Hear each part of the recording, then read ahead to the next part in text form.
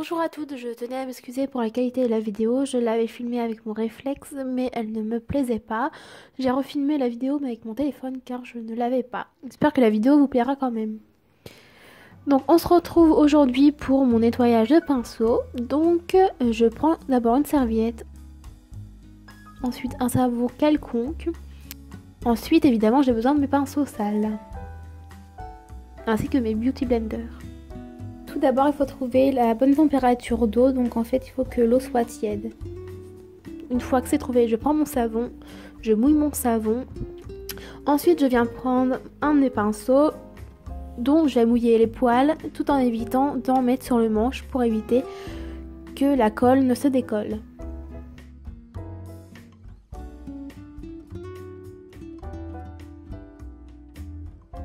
Ensuite, je viens frotter mon pinceau sur le savon. Et comme vous pouvez le voir, mon pinceau est extrêmement sale. Ensuite, je frotte un peu sur ma main pour bien faire mousser le savon.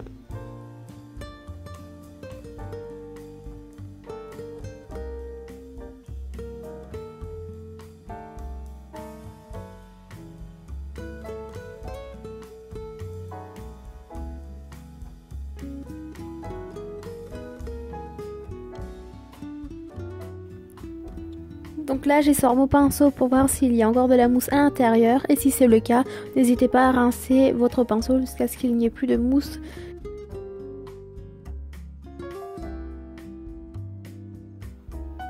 J'ai oublié de vous montrer, mais une fois que j'ai nettoyé et rincé mon pinceau, je l'essuie avant de le poser sur la serviette. On devrait nettoyer nos pinceaux entièrement au moins une fois toutes les 2 semaines pour retirer les bactéries qui se trouvent dessus et ainsi éviter d'avoir des boutons. Ensuite, pour les beauty blenders, il faut bien que l'eau rentre à l'intérieur pour pouvoir nettoyer aussi l'intérieur. Et votre beauty blender sera nettoyé une fois que vous verrez plus de sale couler. Et comme moi, ne faites pas l'erreur de tourner votre beauty blender, sinon il risque de se casser. Pour nettoyer mes pinceaux quotidiennement, j'utilise en général ce spray désinfectant qui vient du site ELF. Je prends évidemment un pinceau sale, ensuite du papier toilette, je vaporise le spray désinfectant sur le pinceau et je l'essuie sur le papier toilette. Donc du coup j'ai préféré prendre du papier toilette car c'est beaucoup plus doux que le sopalin ou les mouchoirs. Et ensuite pour nettoyer vos pinceaux pour les yeux, je vous conseille de les laver 3 par 3, comme ça vous fera gagner du temps.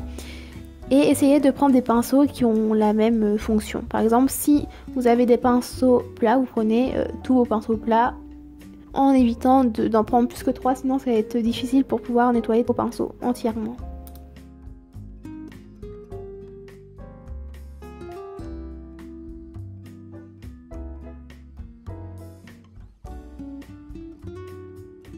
Ensuite, je viens prendre de l'huile d'olive. Donc, l'huile d'olive, je vais m'en servir pour nettoyer mon pinceau à sourcils ou des fois aussi mon pinceau avec lequel j'ai appliqué mon gel liner. En fait, j'utilise tout simplement de l'huile d'olive pour pouvoir bien retirer les matières. Parce qu'en général, ce sont des matières assez résistantes. Donc, du coup, l'huile d'olive va permettre de les retirer entièrement et plus facilement. Et ensuite, je viens quand même nettoyer mon pinceau avec le savon pour éviter les résidus gras et l'odeur de l'huile d'olive. Et voilà, mes pinceaux sont nettoyés.